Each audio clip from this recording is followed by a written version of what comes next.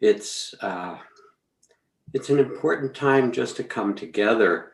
We don't know the real results of the election yet. I'm assuming most of those who are watching are in the US, but others may be watching from other parts of the world who also share some of the same concerns. And it's a little bit like we're in the hospital, in the waiting room, and the country is undergoing some kind of surgery, and we want to find out how the patient will be. And you can't do anything. You can't go in there and, watch or talk to the doctors, in this case, to the poll workers and the people counting. So how do we hold this? And I'll talk about how I hold it, and we'll do some meditation and practices together, because it's a very important time. And I want to read a story to you. Somehow it came to me to read this story first as a way to start, because I've been helping organize voting, as many people have. And this is the story. It goes like this. Tell me the weight of a snowflake, a snow sparrow asked a wild dove. Nothing more than nothing, was the answer. In that case, I must tell you a marvelous story, the snow sparrow said. I sat on a branch of a fir tree, close to its trunk, when it began to snow. Not heavily, not in a giant blizzard, no, just like in a dream, without any violence. Since I didn't have anything better to do, I counted the snowflakes settling on the twigs and the needles of my branch. Their number was exactly 3,741,952. When the next snowflake dropped onto the branch, nothing more than nothing, as you say, the branch broke off. And having said that, the snow sparrow flew away, and the dove, since Noah's time an authority on change, thought about the story for a while and finally said to herself, perhaps there's only one person's voice lacking for peace to come about in this world. And I read this story because we're counting like snowflakes, millions and billions of votes. And as far as I can tell, it's not going to be a landslide one way or another. It represents the divided states of America in different ways. But we don't want to let the outer suffering and the outer angst and the outer conflict take over the heart. As my dear friend 𝐤𝐻𝐺, who was the Gandhi of Cambodia, nominated for the Nobel Prize many times, speaking to Congress about passing laws and joining treaties to end landmines around the world. He said the most important thing to the whole US Congress is not those landmines, but the landmines in the heart. And so in this time of not knowing, and the truth is not knowing is our state as human beings, it's so mysterious, and we're in a time of great turning and great mystery. One of the best and most useful things we can do is take some deep breaths and remember that we're part of something so much bigger than this election. I was just out in the desert in southern Utah by Bryce and Zion and these great national parks, and at night where the air was clear and you could see the sky filled with stars. And then as I got dark adapted and looked further, all the stars and constellations I knew were then populated in the matrix of thousands and thousands of tiny points of lights of stars. And we know our own galaxy has 200 billion stars, and there are something like 200 billion to 1 trillion galaxies. And these seasons are turning, and empires rise and fall. And we're part of that mystery. We breathe with the atmosphere of the earth and with everyone else together, all the same air, exchanging our breaths, living organism of the sphere. And I think of visiting my teacher Ajahn Chah when the war was going on not far from the monastery. And he would sit with so much compassion and look and say, find your way to make your heart the zone of peace. If you want peace in the world, begin with peace in your own heart. And we would watch the turning of the seasons and the phases of the moon. And we human beings have been through this. We've been through pandemics and earthquakes, typhoons and floods. We've also been through injustice and terrible racism and the mistreatment of so many people and dictators and so forth. But they're not the end of the story. There's something bigger that's going on that we're all a part of.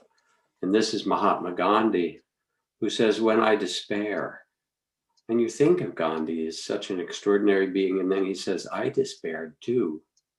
When I despair, I remember that all through history, the way of truth and love has always won. Yes, there have been murderers and tyrants, and for a time they can seem invincible, but in the end, they always fall. Think of it, always. So here we are in this remarkable, mysterious moment of the election and the turning of the next page of humanity. And we take our seat halfway between heaven and earth and let our heart cool down to become a place of peace amidst the joys and sorrows and hopes and fears and all the duality that make up life.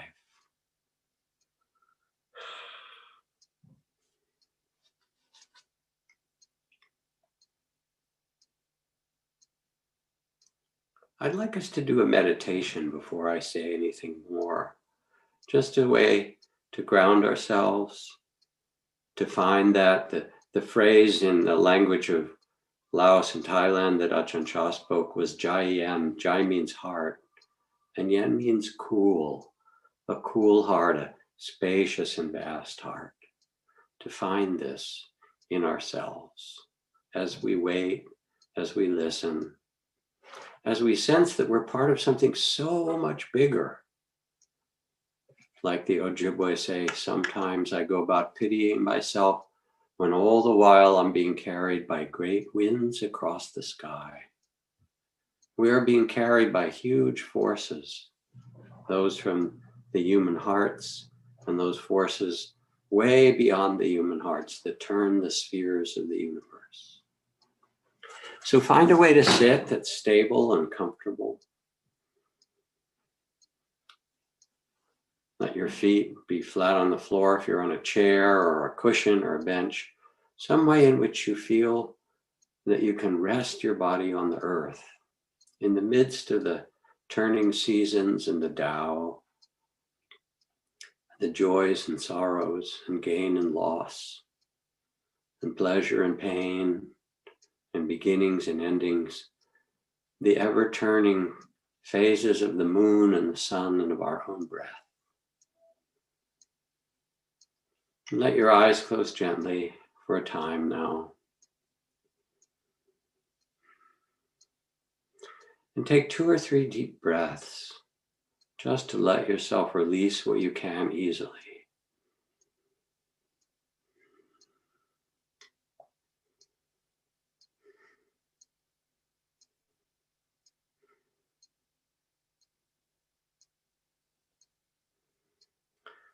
And now as you sit, feel the weight of gravity in your body being pulled to the earth, back home to this earth from which your body arose. And let yourself feel or imagine that you have roots that go deep down into the earth, that you're like a great tree. And the winds of change, of elections and politics and all the other kinds of changes, the economic winds and the changes in the society around, they come and they blow through the leaves of the tree, and you are steady, and your roots go deep into the earth, timeless, steady. Feel from your body that you're connected to the earth.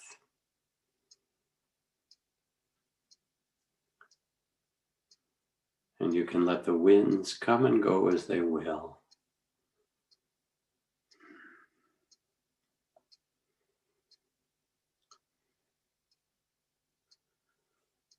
And now to deepen the sense of presence, of mindful, loving awareness, become aware of the whole field of your body and how much your body carries. The places of tension and tightness that contract when there's fear or struggle. The places of ease,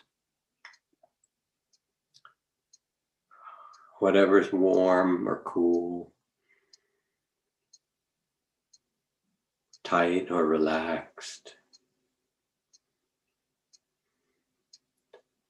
soft or hard. Let it just be. You become the loving awareness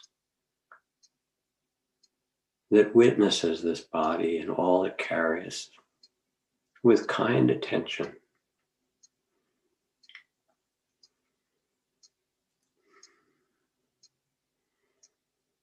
And feel how the body breathes itself, the heart beats of its own. All the fluids and organs and workings of the body mysteriously move in synchrony and keep you alive.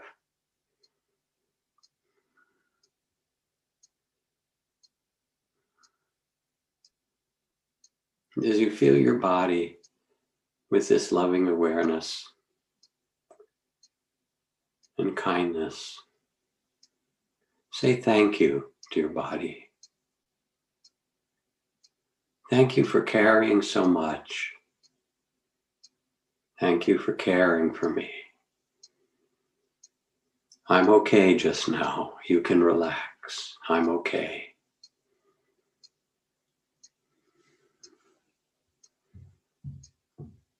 And feel your body relax as you invite it to. Let your body rest with the turning of the seasons and the movement of the stars. In a time far greater than the day or the news cycle or the election itself. We are part of something vast.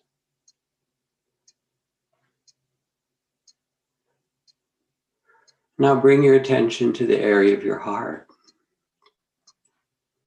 and to all that your heart carries, the worries and fears, the longings and love,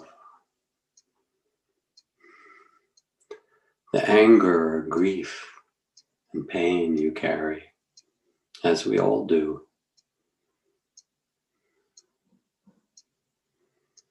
The hope and the joy,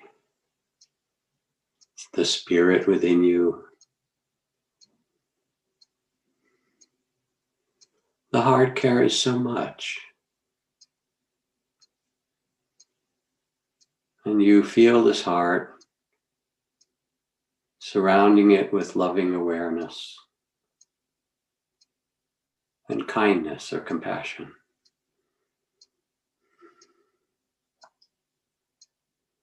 And say thank you. Thank you for carrying so much. Thank you to this great heart. I'm okay just now. You can relax.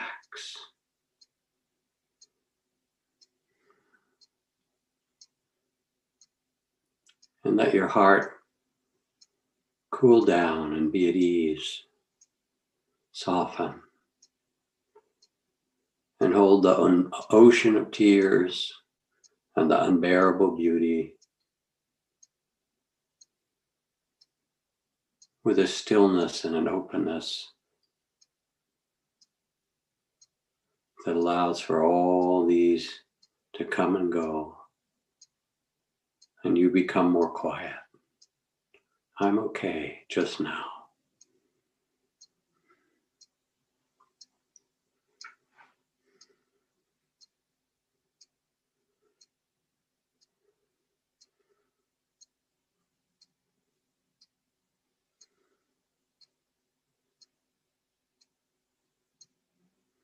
Now bring the same mindful, loving awareness to your mind. Oh yes, that busy mind, planning and imagining, worrying and remembering and trying to figure things out, and running in circles and repeating again and again, trying to figure it out and get it right, trying to understand and think of and work with things and envision and feel the whole energy of the mind. Wow. There it is. Active. And you become the loving awareness, the mindful loving awareness that witnesses the mind.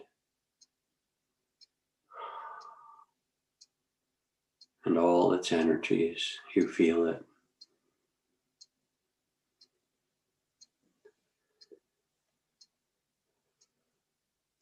And then say to your mind, thank you. Thank you for working so hard for trying to protect me. I'm okay just now. You can relax.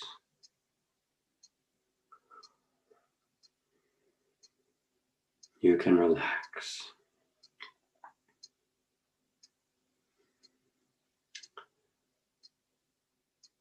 And thank you to the mind, you can relax. You begin to notice that the spaciousness of awareness opens more fully. The mind quiets. The heart is softer. The body more at ease.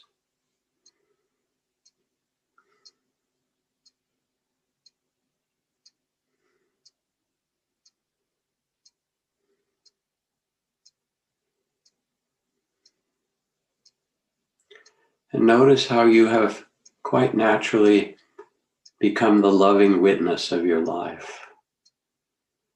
That you become the mindful, loving awareness that notices your body with kindness.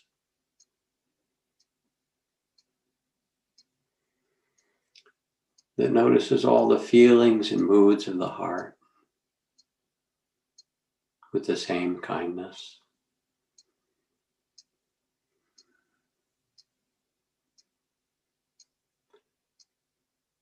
That notices the play of the mind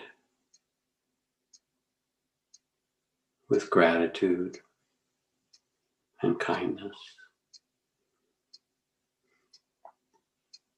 For who you are is awareness itself, loving awareness that was born into your body, consciousness. You're not the body or the emotions or the thoughts. You are the consciousness itself, vast as the sky, witnessing the body, the heart, and the mind from a place of openness and peace and stillness.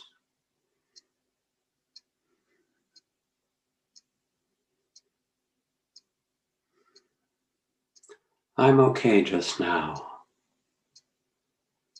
you say to the mind and body and heart.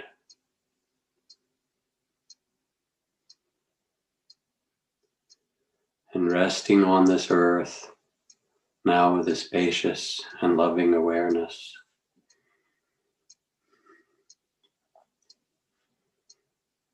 begin to radiate a sense of peace or well-being that you've begun to find in yourself. Spacious, still, steady. And send this coolness of heart, this ease, out in every direction.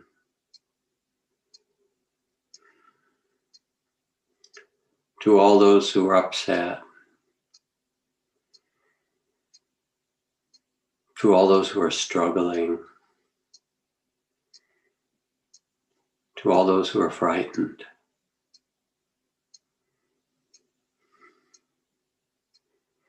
May your hearts be at peace.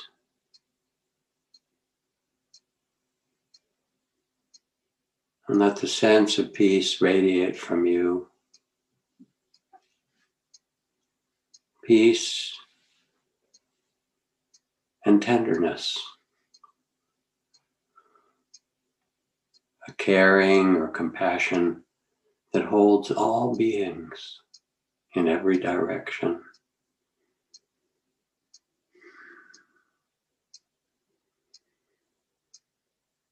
Can say to the world, relax for a moment. Stand down.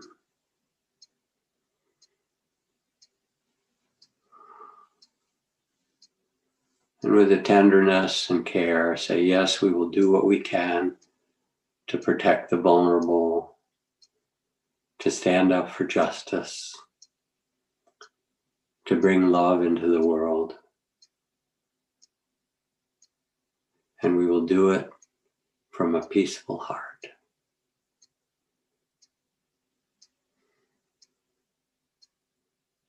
We will become what the world can become.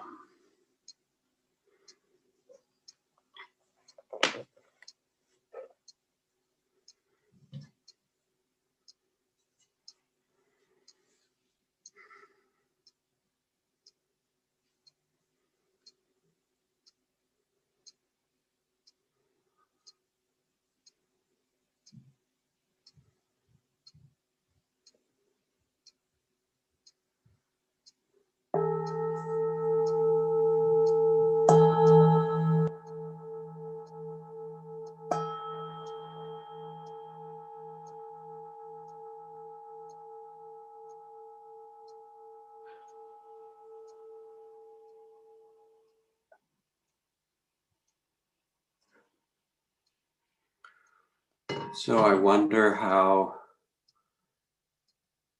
that meditation affected you.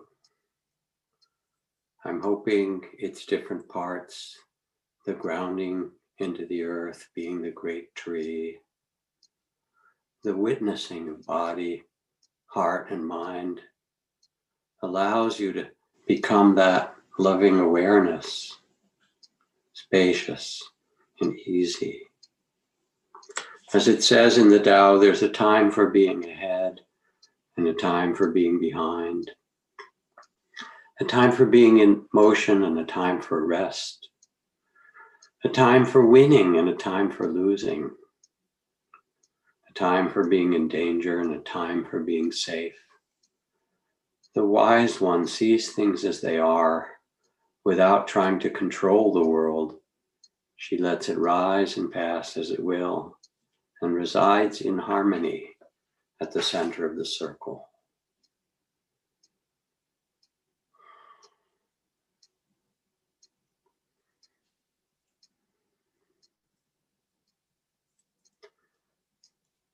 No matter how this election turns out, and I certainly have my deep wishes for it to turn out on the side of care and justice for immigrants, for vulnerable people, for the climate, and all of those sorts of things. That's my own concern for the world. I'm fundamentally hopeful. We know how to do this, however long it takes us.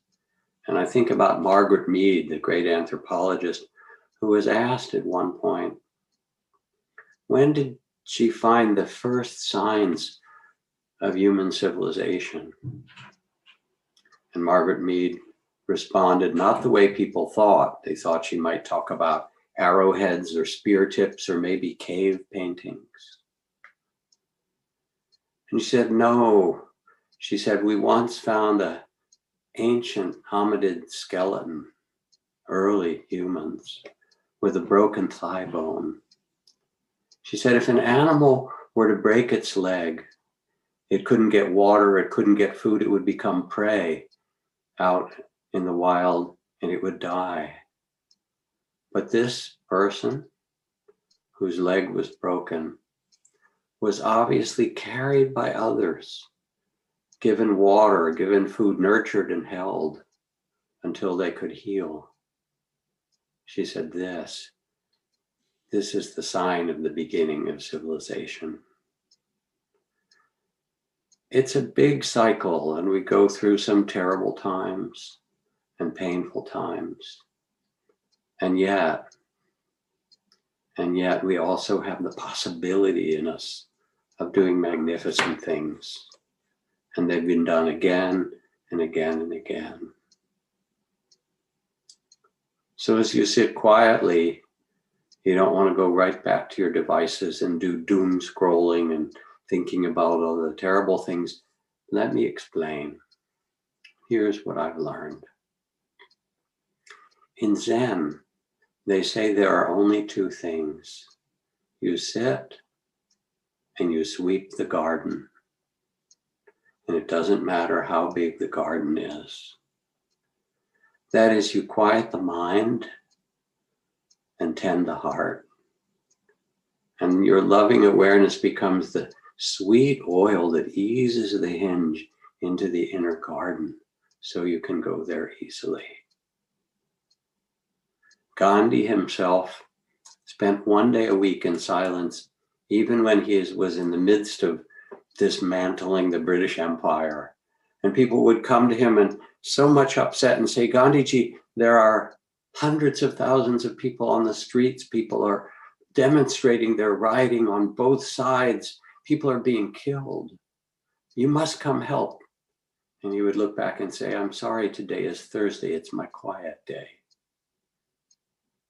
And he would take that one day a week in silence to sit, as you just did, to connect with the rhythms that are far beyond the political turmoil, to connect with the depths of his heart and the consciousness that was born into him and all of us. And listen for what was the most true and helpful and strategic thing he could do, no matter what was happening. And then he would go and plant seeds.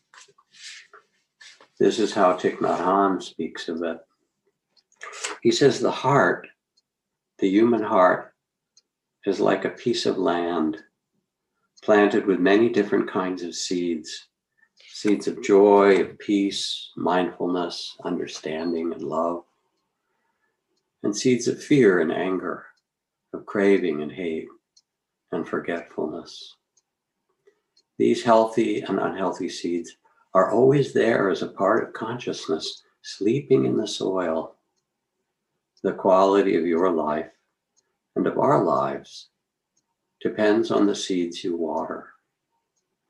If you water a seed of peace in your heart, peace will grow. When the seeds of happiness in you are watered, you become happy. When the seed of anger in you is watered, you will become angry. The seeds that are watered frequently are those that will grow strong. So teach one another to tend the garden of the heart. This is the garden we've been given. So there you do it. You sit, you steady yourself, the cool heart. And then what do? You get up and you sweep the garden of the world.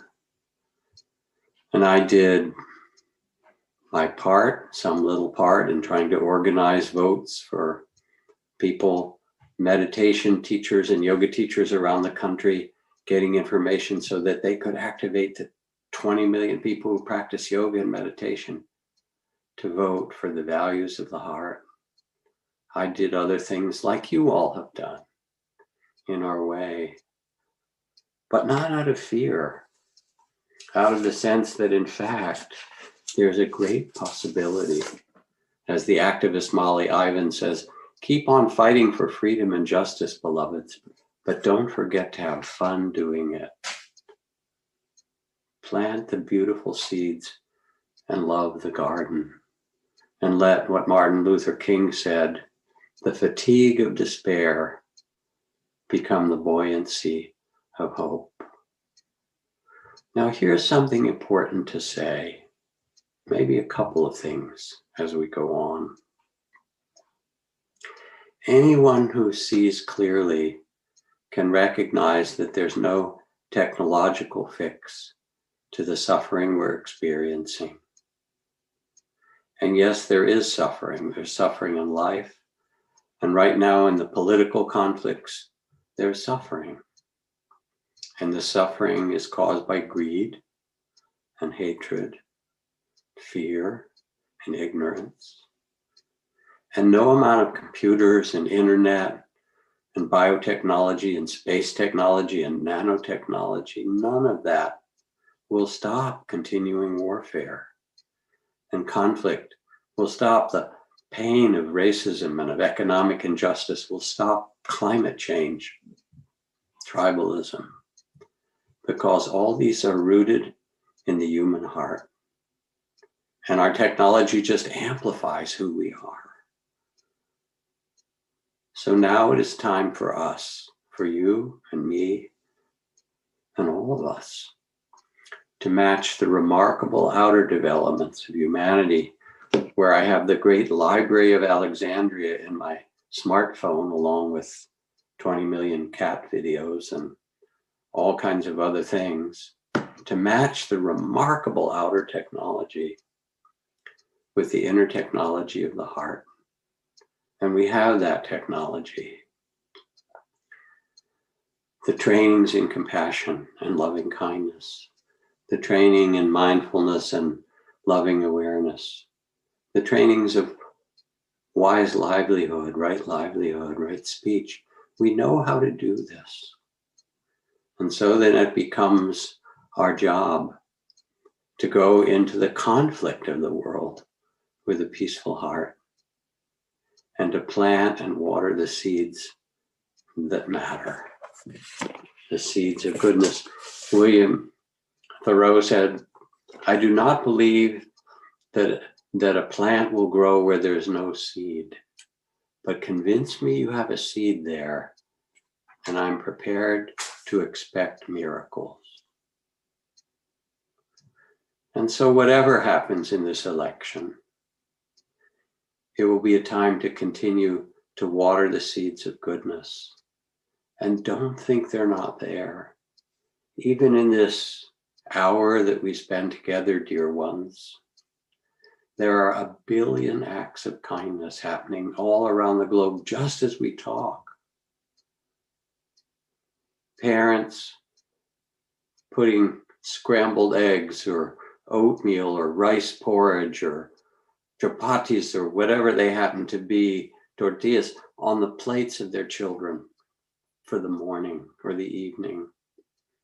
Children going to school with teachers who care about them, doctors and nurses and healthcare workers, people in businesses who are serving one another, and they do it with so much generosity and care. The way people move through the streets, the way they line up for voting or going into the, line up to go to the restaurants now, fortunately, people beginning to wear more of the masks. We take care of each other. It's born into us. Because more and more, and the pandemic and climate change are the great wake up. We're shifting from the fiction of separation to the reality of interdependence.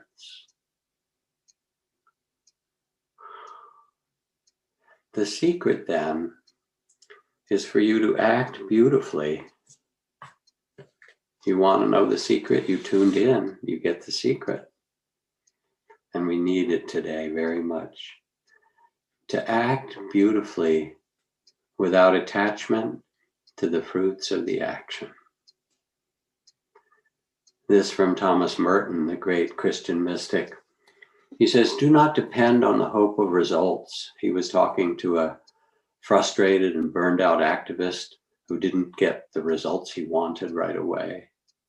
He said, you may have to face the fact that your work will apparently be worthless at times and achieve no result at all, if not perhaps bringing about results that are opposite from what you expect. As you get used to this idea, you start more and more to concentrate not on the results, but on the value, the rightness, and the truth of the work itself. And so this is the secret, that what you get to do after you quiet the mind and tend the heart, you sit, and then you sweep the garden of the world, you tend the garden of the world. And you plant seeds, and you may see them bear fruit, but maybe you plant sequoias, and it's 2,000 years until a sequoia blooms into its great magnificence. And you know generations ahead will be able to sit under that. There's so many things that we can do as human beings, beautiful things that we can do. Don't let yourself lose sight of those in the flurry and the madness of the election. Yes, we will see who won. Whoever won, there still will be suffering, but it's not the end of the story.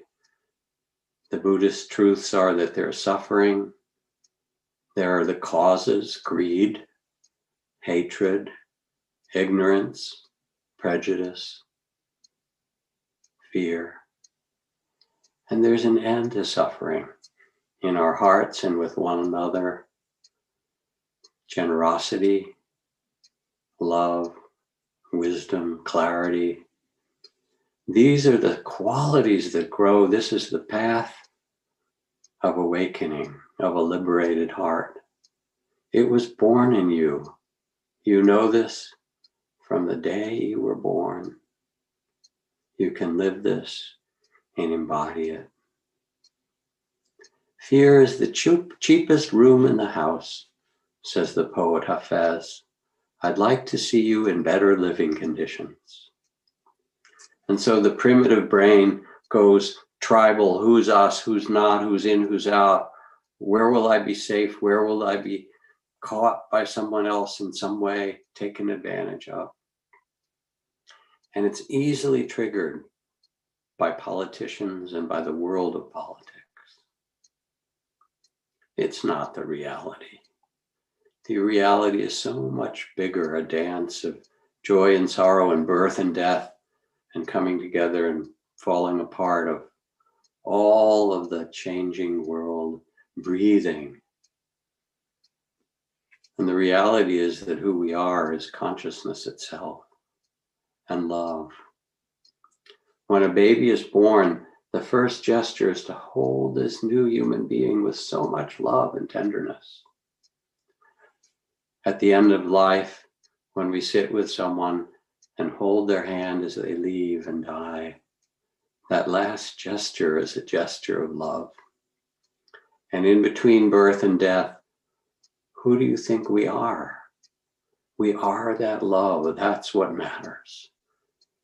That is your true nature. So when you get quiet, then you can begin to listen. You can listen to your heart and ask for your very best intention. What is my true intention in this world? Yes, there will be praise and blame and gain and loss and violence and peace and birth and death. What do I carry in my heart? You can reflect. It's like a vow one might take, a setting of the compass of the heart. I vow to be kind, no matter what happens. But I love the poem in a much more beautiful articulation from friend Diane Ackerman, who writes her heart's intention.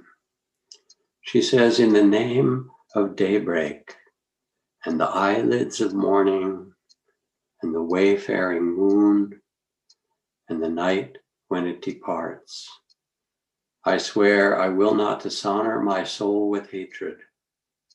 but offer myself humbly as a guardian of nature, a healer of misery, a messenger of wonder, and an architect of peace.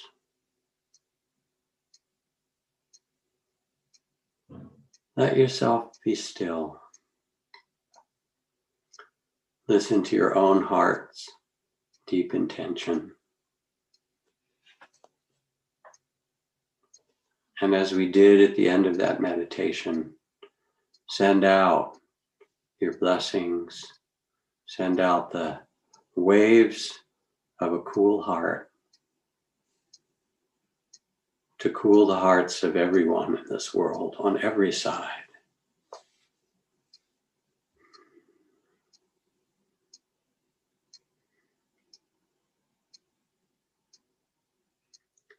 Thank you all for sitting with me, for letting me give voice, because it helps me too. I'm not just talking to you, I'm talking to you know who else needs this in this time. Thank you for joining hands and joining hearts together in this. And thank you to Soren for making this possible. Don't go turn the news on right away. Take a breath, steady yourself. Go and look at the stars or the darkness of the night that's fallen or the sun that's about to rise in another part of the world if you're there. Make a cup of tea. Do something tender for someone that you live with. Install yourself in the goodness of the world. And then with a sense of vastness and ease, let yourself look. But don't be too attached, because it's just not the end of the story. Whatever happens, we're in a great dance. Mary Oliver writes, for years and years, I struggled just to love my life. And then the butterfly rose weightless in the wind. Don't love your life too much, she said, and vanished into the world. Hold it all lightly, my dear friends. Hold it with love and tenderness and a vastness and a steadiness. Plant beautiful seeds and water them. Thank you and good night.